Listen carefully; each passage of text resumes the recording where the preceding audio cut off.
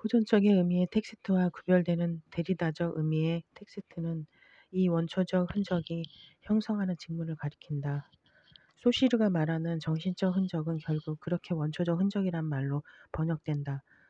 수식 없이 흔적이라 표기되기도 하는 이 원초적 흔적은 차연과 대체 관계에 있고 원초적 기록 혹은 쓰기와 동의어이다.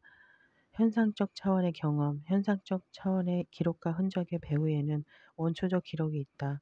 원초적 기록은 말의 첫 번째 기능성이고 다시 좁은 의미의 기입의 가능성이다.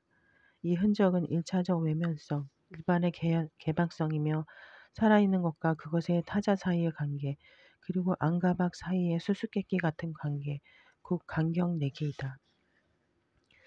차연 혹은 쓰기가 버리는 간격 내기나 사이 내기는 위의 인용문에 나오는 어떤 체험의 시간화와 유사한 사건이다. 그것은 서로 대립하는 시간적 종합과 공간적 종합 이전의 원초적 종합에 해당하는 어떤 사이 내기를 가리킨다.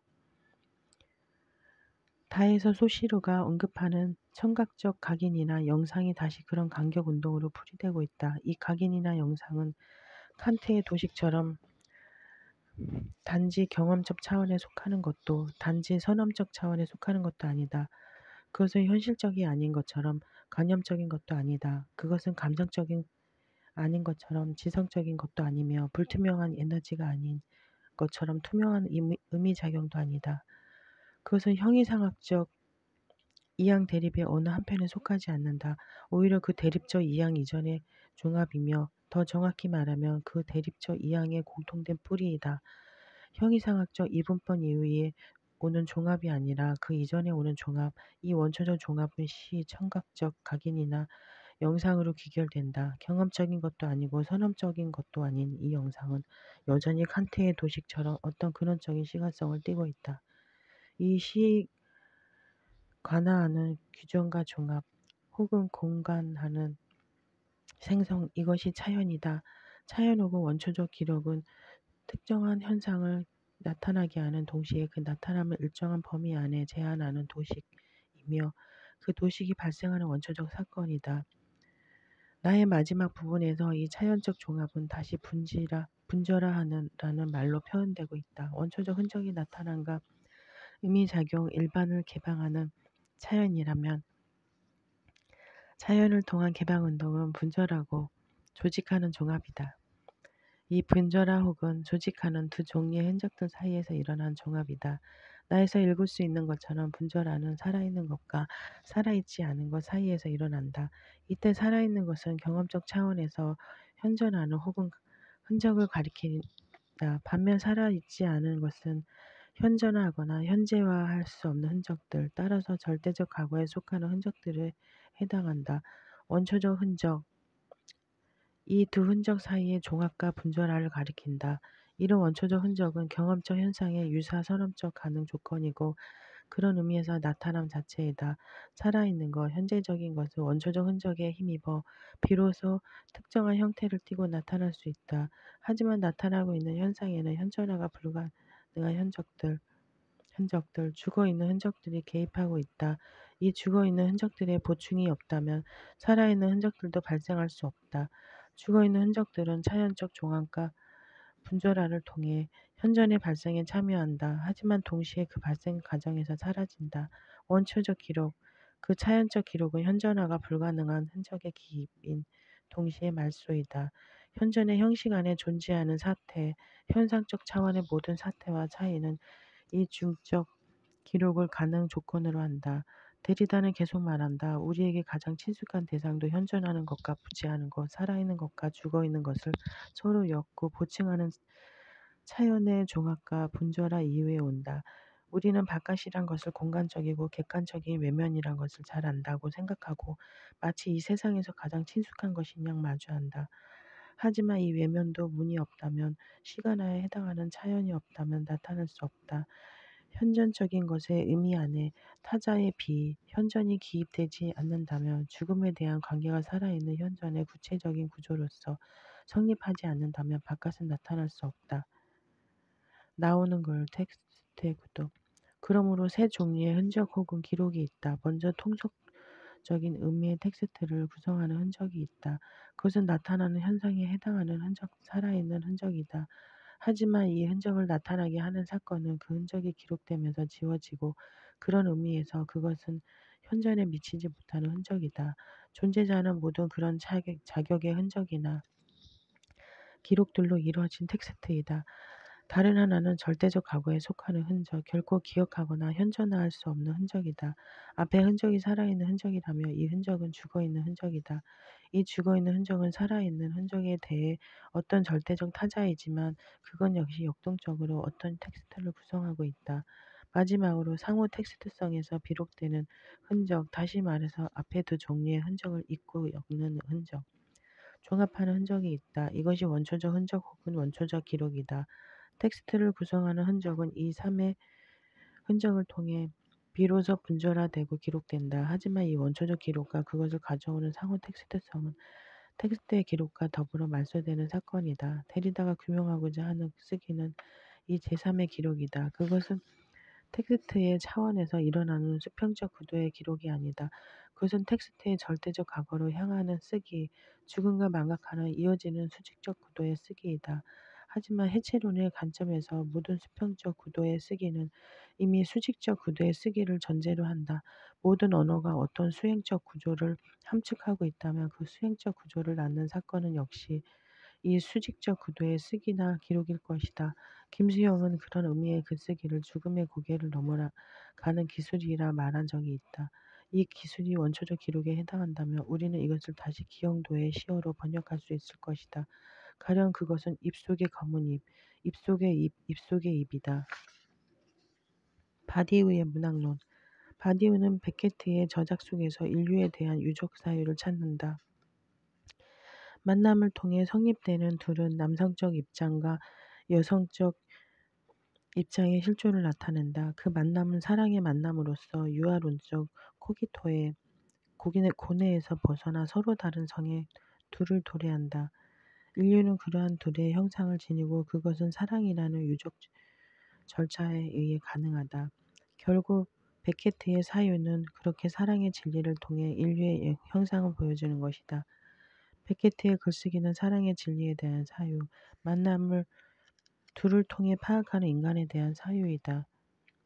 베케트, 어떤 베케트인가? 아무것도 벌어지지 않는 황량한 무대 위에서 오지 않는 누군가를 하염없이 기다리거나 어떤 삶의 의미를 찾아 헤매는 베케트인가? 아니면 지금까지 삶의 불확실한 경계의 위험술에 걸터앉아 절망을 노래하는 허무주의의 베케트인가? 그것도 아니라면 의사소통에 단절된 한계의 단계, 인간의 한계, 상황을 절묘하게 묘사하는 베케트인가? 우리는 이러한 질문들에 대답하려 하지 않을 것이다. 의미의 추적, 인간의 절망, 넘어설 수 없는 한계, 상황과 같은 것으로 베케트의 세계를 특정짓고자 하는 모든 지도는 베케트라는 질문에 대한 적절한 대답일 수 없다. 비록 그것이 베케트가 남긴 작품의 계기를 구성하는 것이 사실이라 할지라도 말이다. 그러나 밋밋한 해석은 베케트를 어떤 협소한 울타리 안에 가둬두는 효과만을 양산할 뿐이다. 확실히 베케트는 근대와 근대 비판의 적경에서 많은 반향을 불러일으킨다. 작가이다. 그는 극한의 상황 속에서 존재에 대해 말하고 그 존재의 의미를 추적하며 존재의 접근 불가능성을 말한다. 홀로 말하는 주체가 겪는 코기토의 고통과 그 불가피성, 그리고 비스듬히 이루어지는 그 전환 가능성의 사유는 근대적 사유에 대한 절망에 찬 의문이자 그 가역성에 대한 끊임없는 탐사이다. 어쩌면 베케트의 글쓰기가 보여주는 사유는 그와 동시대에 또한 조금 뒤에 벌어진 탈근대 철학의 사유와 비교될 만한 것이다. 우리는 양자를 모두 근대성에 대한 근본적인 비판이라는 관점에서 파악할 수 있다. 다시 말해 우리는 베케트의 글쓰기, 저 시인의 시대에 벌어진 근대적 명중성에 대한 집요한 추적과 비판의 선상에서 대면할 수 있다는 것이다. 이러한 비교는 그저 상상적인 것은 아닐 것이다.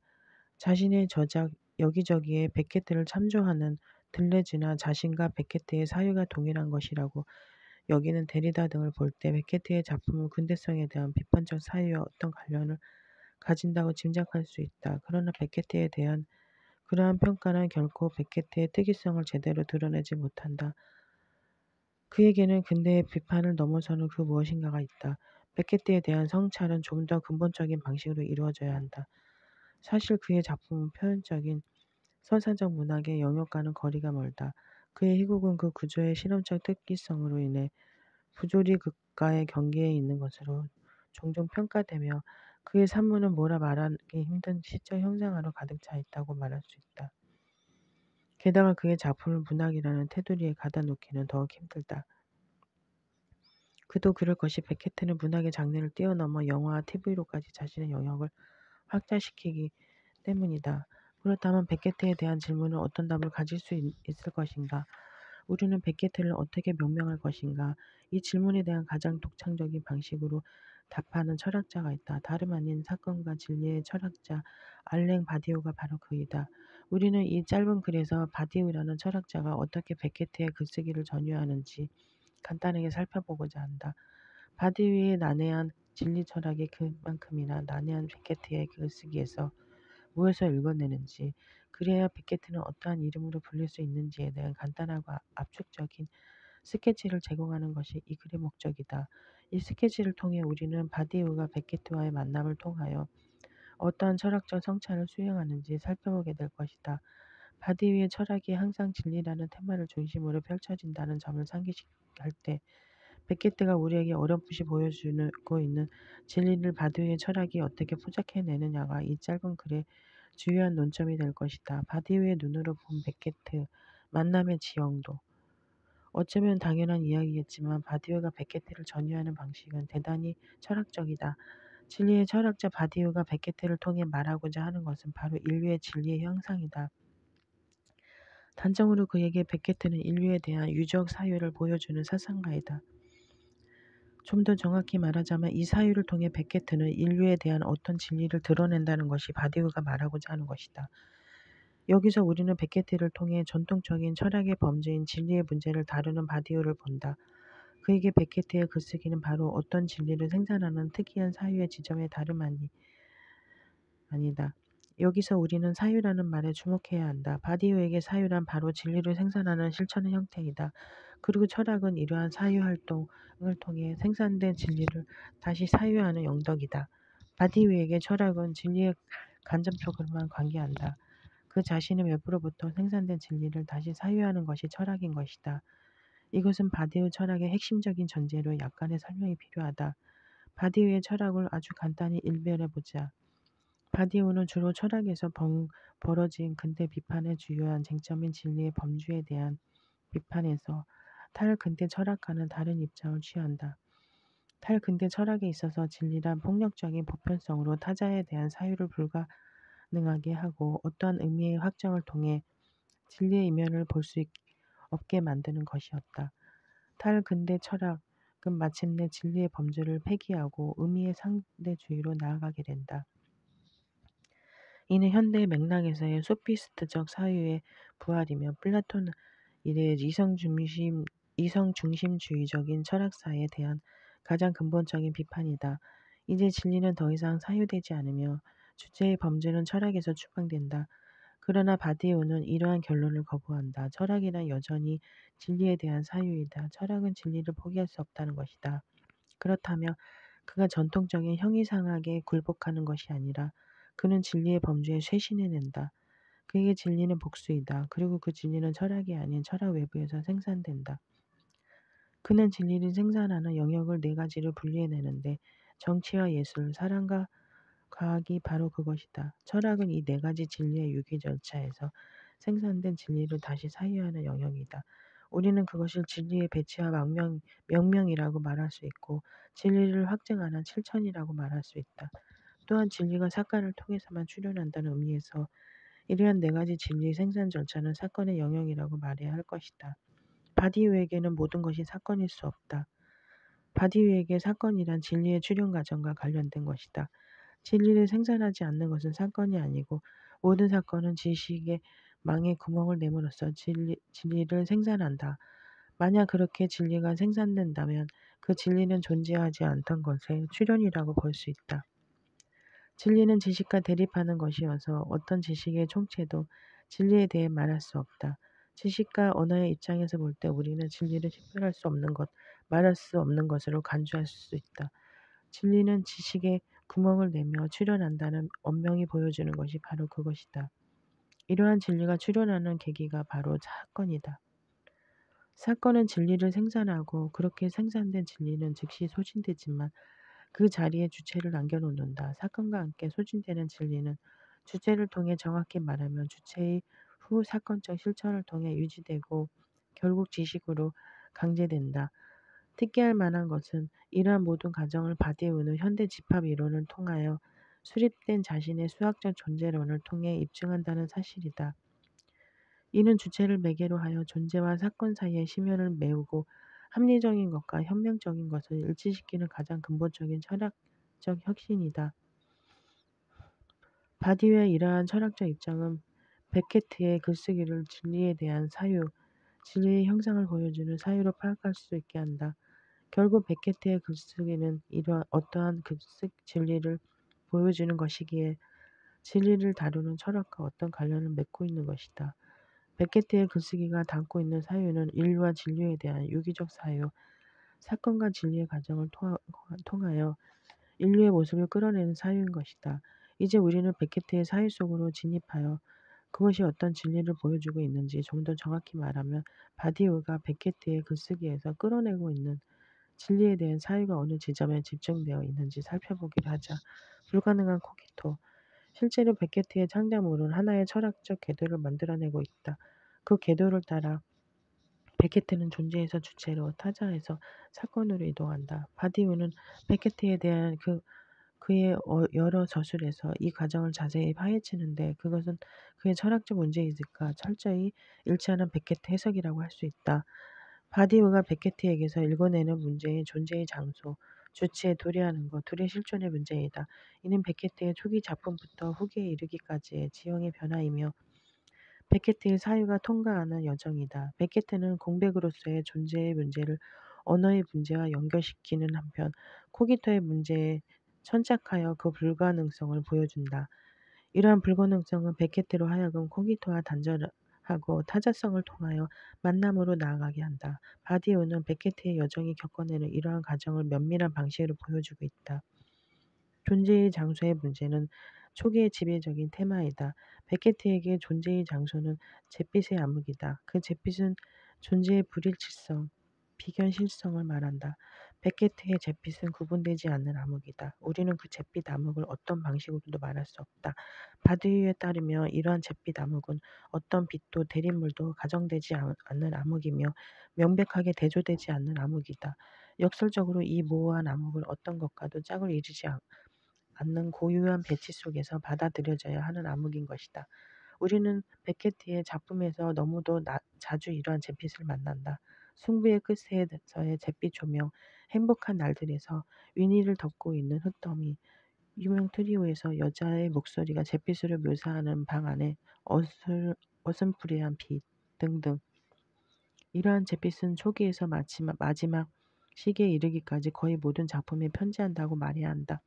이러한 암흑은 어떻게도 분리될 수 없고 빛으로부터 대조의 형상을 얻어내지도 못한다.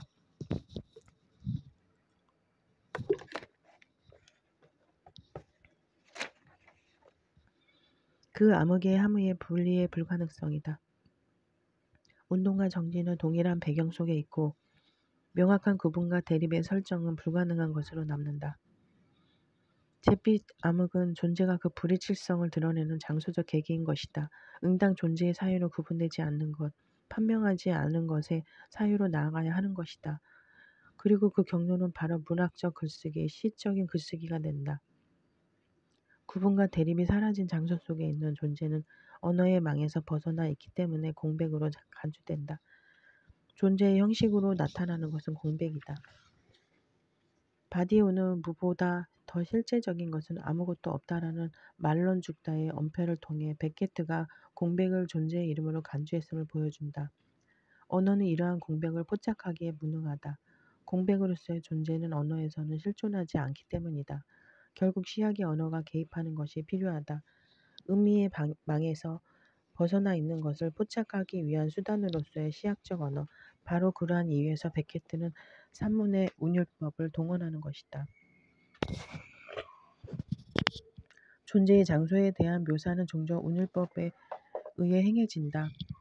없이 또는 가장 나쁜 쪽으로 에서 전형적으로 드러나듯이 존재를 장소에 배치하는 베케트의 산문은 시의 운율법에 지배당한다. 그러나 그것으로는 충분하지 않다. 어떤 픽션도 장소만으로 않는다. 성립하지는 않는다. 가정된 주체의 존재는 필연적이다. 바디우가 지적하듯 장소만이 있는 것은 아니며 픽션은 실제로 주체를 가정한다. 무르서의 공백만이 남겨진 상태에서 베케트는 코기토로 나아간다. 그것은 외적 지각을 제거함으로써 비존재에 가 닿으려는 노력이 자기 지각에 부딪혀 실패로 나아가는 역설적인 코기토이다. 이는 코기토의 닫힘 속에서 포착된 주체에 대한 질문이라고 바디우는 말한다. 바디우가 포착하는 베게트의 주체는 말 속에서 사유되는 사유로서의 주체, 즉 목소리의 주체이다. 목소리를 제외한 나머지는 철저히 제기된다. 이 주체는 움직이지도 않고 타자와 관계를 맺지도 않는다. 오로지 말하는 목소리만이 있다. 그것은 말하기를 계속하는 주체인데 그 목소리를 담고 있는 몸은 보이지 않거나 특정한 장소에 묵혀 있거나 흙더미 속에 갇혀 있다. 결국 바디우에게 베케트의 목소리는 부동의 목소리이고 이것은 언수를 통하여 정체와의 지점을 찾기 위해 끊임없이 노력하는 주체일 것이다. 목소리는 끊임없이 되풀이되고 그것을 통해 성찰을 행하면서 베케트의 고독한 유아론적 주체는 정체화를 시도한다. 이 정체화가 가능해지는 것은 오로지 모든 말의 근원으로서의 침묵에 가 닿는 것을 통해서이다. 살아서 침묵에 빠뜨리는 것을 자신이 받을 수 있는 보상이라고 생각하는 명명 불가능한 것의 주인공은 이러한 정체화로서의 침묵을 열망하지만 그것은 가 닿을 수 없는 침묵이다. 끊임없이 이어지는 말, 흥분하는 신음하는 목소리, 그 강포한 이어짐은 결코 침묵에 가 닿지 못한다. 결국 베케트의 코기토는 실패로 나아가는 끔찍한 코기토, 탈진된 코기토이다. 이러한 가운데 목소리는 결코 사회를 포기하지 않는다. 출구도 없고 개념도 없이 목소리는 그저 명령으로 부과되며 그 가능성을 묻지도 않는다. 그저 존재할 수 없는 것을 지탱하기 위해 되풀이될 뿐이다. 바디우가 말하듯 이것은 테러이다. 계속해야 한다. 계속할 수 없다. 계속할 것이다. 라는 명령은 견뎌낼 수 없는 코기토의 고문을 드러내는 목적 없는 계속의 명령인 것이다. 결국 베게트의 유아론적 코기토는 위기에 빠진다. 이러한 위기, 유아론적 주체의 정체성을 확보하는 것의 불가능성에서 비롯되는 위기는 분명 주체의 성립 가능성에 대한 위기이다. 바디위에 따르면 베케트의 이 유아론적 주체를 세 가지 층위로 분석해내면서 그 불가능성을 확정한다. 말을 통해 성찰하는 언술의 능동적 주체와 그것을 듣고 있는 수동성의 주체, 그리고 정체와의 질문을 지탱하는 질문의 주체라는 삼원성을 통하여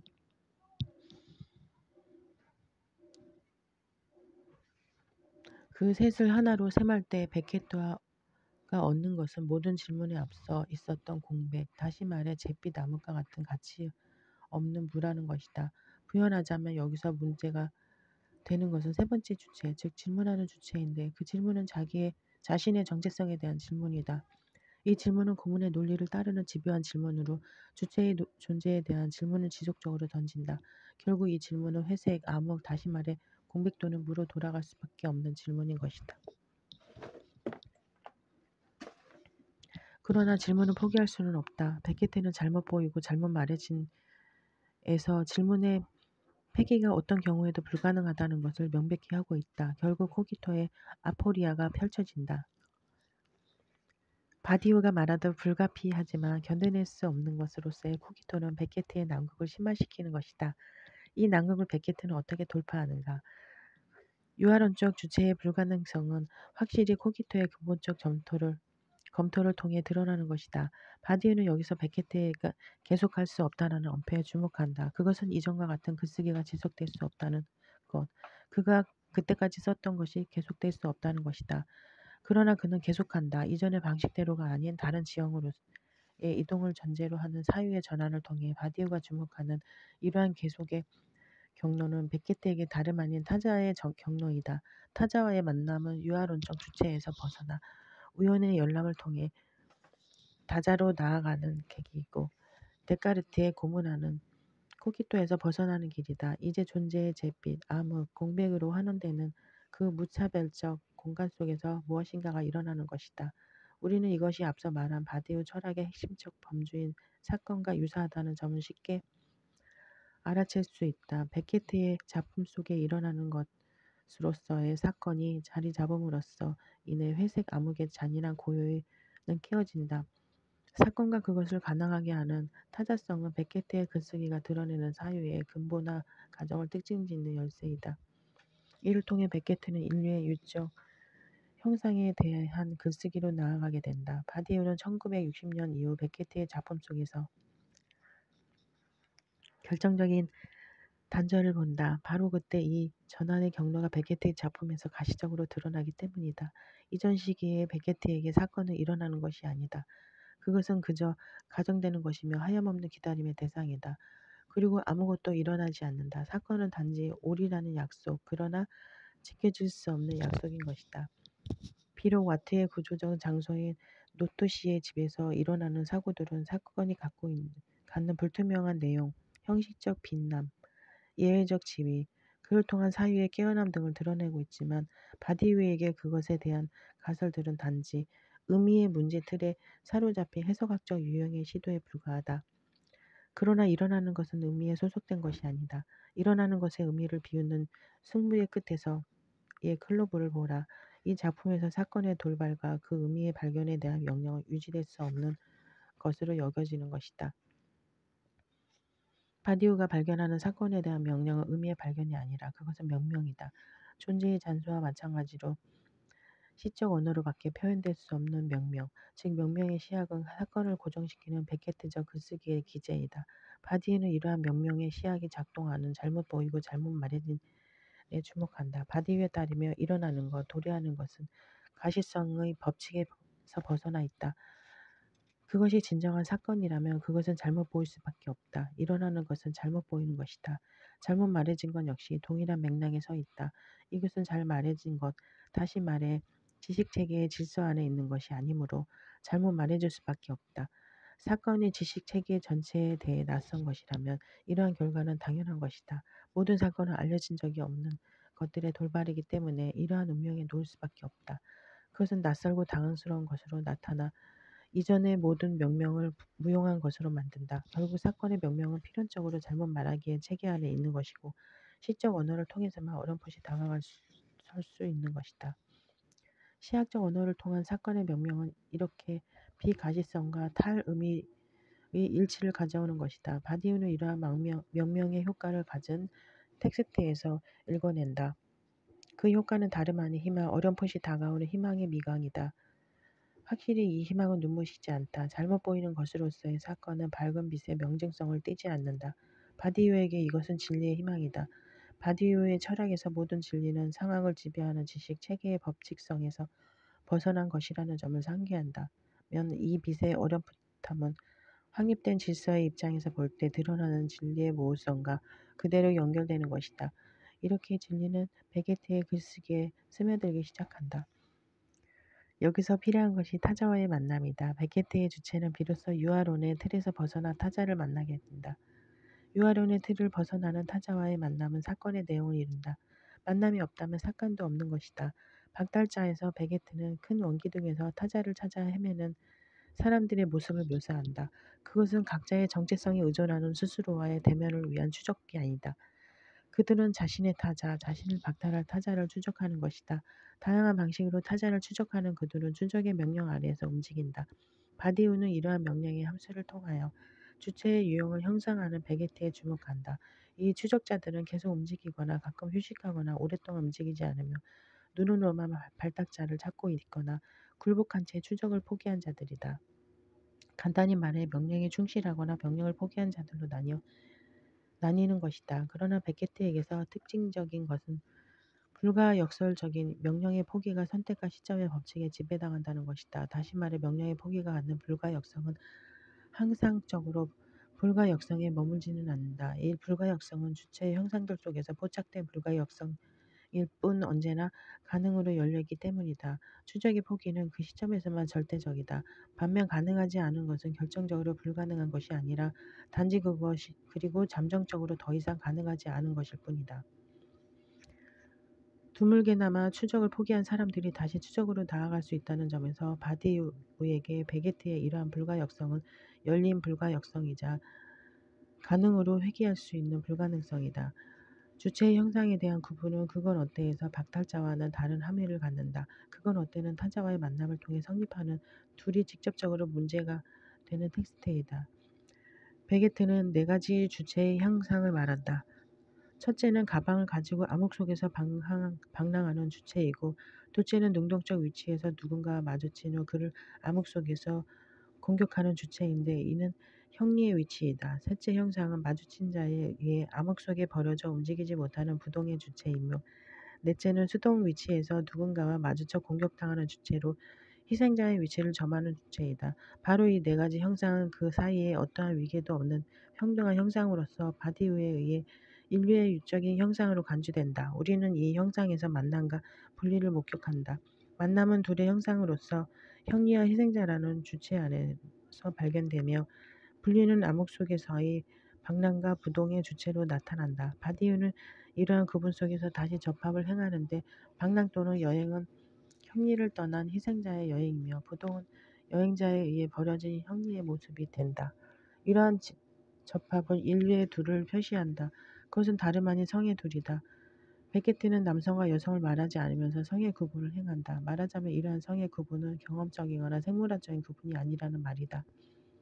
실제로 베케트는 남자 여자라는 실제적 구분을 그의 글쓰기에서 거의 배제한다. 베케트에게 이러한 성별화는 경험적이고 생물학적인 객관적 구분이 아닌 담론 속에서 작용하는 일종의 결과물로서 드러나는 것이다.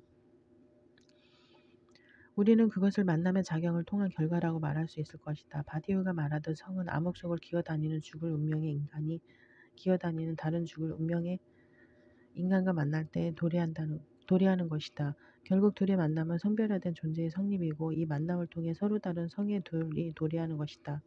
그건 어때가 제시하는 존재적 정리는 여행하는 전제로서의 여성과 암흑 속에서 움직이지 않는 남성이다. 그러나 이 둘의 만남은 그저 단순한 마주침이 아니다. 이것은 사랑이라는 사건의 양상이며 무한으로 나아가는 둘의 성립인 것이다. 만남이 만들어내는 둘의 진리는 그렇게 세계의 무한을 펼쳐낸다. 사랑을 정의하는 것은 우연한 만남이다. 이 우연한 만남은 철저히 분리된 둘, 좀 더 정확히 말하면 오로지 유아론적으로만 존재하던 하나와 다른 하나의 조우를 통해 사랑의 가정을 구축한다. 이 사랑이야말로 바디우가 베케트에게서 확인하는 가장 중요한 사유의 형태이다. 사랑이 진리를 생산한다면 이 진리는 무엇에 대한 진리인가? 그것은 다름 아닌 성차를 매개로 하는 둘의 진리이다. 고립대성은 존재하지 않으며 성차에 대한 사유는 둘의 만남을 통한 사랑의 사건 밖으로는 드러나지 않는다. 바디우는 베케트에게서 드러나는 사랑을 감상성과 섹슈얼리티에서 완전히 벗어나고 융합이나 분출과 같은 관념으로부터 유리된 것으로 파악한다. 사랑은 둘을 하나로 만드는 것이 아니라 단지 둘을 둘로서 존재할 수 있게 하는 힘겨운 조건이다. 여기에 문제는 둘의 성격이다. 둘은 하나에서 벗어난 최초의 다자로서 무한으로 나아가는 것을 가능하게 하는 다자로의 열림의 계기인 것이다. 이제 둘은 세계로 나아가는 것이다. 둘의 만남은 계속 세계에 대한 탐험으로 연결된다. 사랑을 통해 발견하는 아름다운 세계, 그 다자의 펼쳐짐을 베게트는 그의 산문에서 시적인 언어로 노래한다. 사랑과 무한한 지식의 접속과 더불어 이제 그만에서 나타나는 꽃핀 언덕에서의 산보와 별자리 찾기, 동반에서의 사시나무 나뭇잎 소리와 고요한 대기 속에 흔들리는 머리카락, 크라프의 마지막 테이프에서 보이는 사랑으로 다자가 열리는 시점에 대한 회상은 이러한 다자의 열림 속에서 세계에 대한 탐험을 표현한다. 하나둘 그리고 무한, 이것은 바로 사랑의 수적 성격을 말한다. 그것은 또한 베케트의 글쓰기에서의 수적 경로이기도 하다. 유아론적 하나에서 둘의 사건을 통한 무한으로서 경로가 바로 그것이다. 가장 중요한 것은 사랑에서의 성의 입장을 규정하는 두 가지 성에 대한 이념이다. 이는 바디우 철학에서의 사랑의 진리를 구성하는 핵심적인 부분이다. 바디우는 사랑이 드러내는 둘의 분리를 라캉에게서 처음으로 구한다. 라캉에 따르면 남성과 여성이라는 두 가지 입장은 완전히 다른 것이어서 어떠한 성관계도 불가능하다. 이렇게 바디우는 라캉에게서 둘의 확립을 받아들이고 베케트에게서 두 성에 대한 이념을 발견한다. 그것은 우리가 앞서 살펴본 그건 어때에서의 주체의 네 가지 형상과 관련되어 있다. 바디우는 그 각각의 충실성의 네 가지 함수를 분비한다. 우선 여행 또는 방랑은 세계에 대한 끊임없는 횡단을 제시한다. 두 번째는 부동성으로 최초의 명명, 사랑한다는 명명의 지점을 견지해내는 것이다. 이 부동성은 타자의 눈동자에 쏟아내는 시선의 부동성이다. 세 번째는 계속하라는 명령의 함수인데 이는 결벌이 있을지라도 언제나 계속하라는 명령이다. 둘의 명령은 독백의 명령에서의 헛된 고문을 제거하고 행복의 법칙을 부과한다. 네 번째는 이야기의 함수로 둘의 지점에서 세계의 무한한 펼쳐짐을 이야기하는 것이다. 여기서 바디우는 베게트를 따라 성의 이념을 분배하는데 이는 둘을 남성적 극단과 여성적 극단에 배치하는 작용이다. 우선 남성적 극단이 있다. 이 지점을 구성하는 것은 부동성과 명령의 함수의 조합이라고 해야 할 것이다. 남성의 입장은 계속의 법칙을 고수하며 움직이지 않는다. 이야기와 여행의 결혼은 남성의 입장을 말하지 않고 움직이지 않으며 사랑에 대한 말없는 확신 속에 머물게 한다. 여성의 극단은 여행과 이야기의 조합이다. 이 입장은 증거를 요구하고 이름이 아닌 그 의미를 보호하고자 한다. 성은 애초에 분리되어 있었던 것이기에 사랑에 대한 두성의 입장 역시 분리된 것일 수밖에 없다. 남성이 욕망하는 것은 결국 둘의 공백, 둘 사이의 갈라짐이다. 다시 말해 그것은 이별의 순간이 가져다주는 너무나 짧고 너무나 벅찬 시간의 간절한 행복이다. 바디우가 아주 적절히 인용하는 잘못 보이고 잘못 말해진의 주인공이 마지막 이별의 순간에 느끼는 행복이 바로 그것이다. 반면 여성의 욕망은 영원성을 말한다. 다른 아무것도 아닌 둘만을 욕망하는 여성의 입장은 둘이 그 자체로 영속되기를 바라는 것이다. 여성이 추구하는 것은 둘의 완강함이고 둘 안에서 방랑의 이야기를 지속시킨다. 공백의 침입에 의해 이별이 닥치더라도 여성은 둘이기에 멈추지 않는다. 이제 그만의 여주인공은 그것을 잘 보여주는데 그녀는 갑작스러운 이별에 대항하여 계속 둘을 고집한다. 그것은 눈물겨운 행복의 고집이고 방랑 속에서도 여전히 지속되는 둘의 저항이다. 여성은 지속하려는 완강한 욕망인 것이다. 이렇게 유적 인류의 형상은 베케트가 행하는 성별화의 과정에서 도출된다. 베게트의 글쓰기 중에서 바디우의 철학은 인류에 대한 유적 사유를 발견하여 그것을 사랑의 진리라 칭하는 것이다. 그렇게 베게트는 둘의 사유를 끌어내어 사랑을 그려낸다. 나오는 글 둘에 대한 유적 사유. 베케트의 글쓰기에서 나타나는 이러한 둘의 이념을 통하여 바디우가 드러내고자 하는 것은 성차의 진리이다. 그것은 유아론적 주체를 넘어 둘의 만남이라는 사건을 통해서만 드러나는 진리이다. 베게트의 작품은 이러한 만남을 통하여 드러난 진리를 우리에게 말한다. 60년대 이래에 베게트는 이전의 허무주의적인 기다림에서 벗어나 만남이라는 사건으로 나아감으로써 두 가지 입장을 만들어내고 있는 것이다. 만남을 통해 드러나는 것은 분명 입장의 분리이다. 이는 유아론적 주체의 고뇌에서 벗어났을 때 그리하여 타자를 향해 자신을 열어나갈 때 무엇인가가 실질적으로 일어난다는 것을 말해준다. 유아론적 주체는 그 자체를 분리를 모른다. 우리가 분리를 이해하기 위해서는 어떤 조건이 필요한데 그것은 바로 둘 그리고 그 둘의 만남이라는 조건이다. 그 만남은 어떠한 질적인 변화, 외부를 향한 어떤 새로운 반응을 수반한다. 그것이 바로 두성에 대한 이념을 구성하는 전제가 되는 것이다. 분리 테마는 그렇게 이념을 통과한 것이며 그렇게 성차의 진리가 출현한다. 바디우의 눈에 가장 중요한 베케트의 공헌은 바로 그것이다. 바디우는 베케트의 글쓰기가 드러내는 사유를 명백히 인류에 대한 유적 사유로서 정의한다. 그것은 바로 만남의 둘을 통해 파악되는 인간에 대한 사유일 것이다. 확실히 인류의 형상이 이 둘의 형상을 넘어서지는 못한다. 둘의 형상을 가능하게 해주는 유일한 기제는 바로 사랑의 유적 절차이다. 이 진리 생산 절차로서의 사랑에 연결된 기호는 다름 아닌 행복이다. 사랑은 유일하게 행복을 가능하게 한다. 바디우는 각 진리가 가능하게 하는 특이한 항목을 말한다. 예술과 과학과 정치는 각각 쾌락과 기쁨과 열광을 가능하게 한다면 행복을 가능하게 하는 것은 다름 아닌 사랑이다. 우리는 사랑을 통해 행복을 전유한다. 이것은 결코 사랑으로 포장되는 융합의 환상이나 성적 행위와 결부된 것이 아니다. 그것은 성적 차이의 진리를 통해 가능한 주체적인 테마인 것이다. 만남의 행복. 그것이야말로 모든 서사적 픽션을 뛰어넘는 시적 공간의 펼침이며 잘못 보이는 만남의 순간이 만들어내는 새로운 주체의 성립 조건이다. 사랑의 사건이 펼쳐놓는 성차의 진리는 베케트의 글쓰기를 가장 보편적인 인류의 담론으로 승격시킨다. 베케트의 글쓰기는 이러한 성차의 진리를 수집하기 위해 라칸과 더불어 요구되는 두 가지 주기의 하나일 것이다.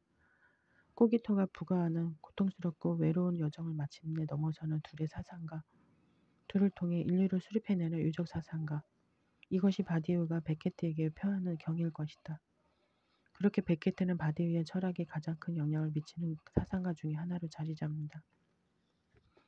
사랑의 진리를 철학적 담론으로 펼쳐내는 바디우에게 베케트는 밤하늘의 성자와도 같다. 바디우의 철학을 사랑이라는 진리로 인도하는 잿빛의 성자.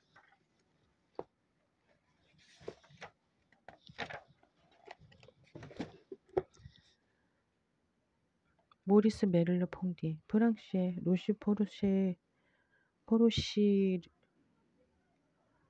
포르시메르에서 태어났다.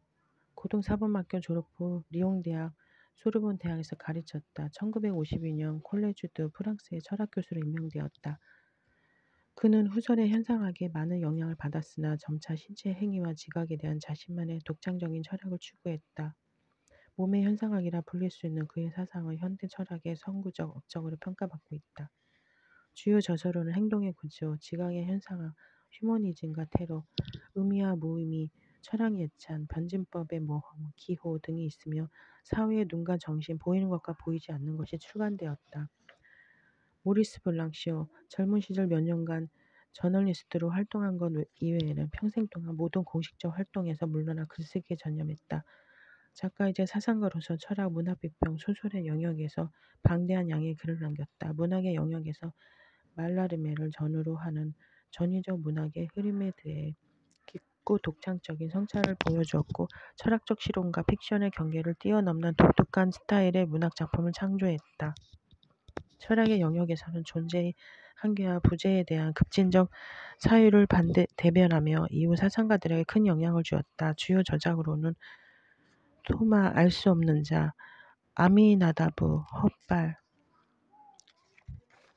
저 높은 것, 불의 목, 원하던 순간의 문학의 공간, 최후의 인간, 미래의 책, 무한한 대화, 우정, 저 너머의 발자국, 재난의 글쓰기 등이 있다.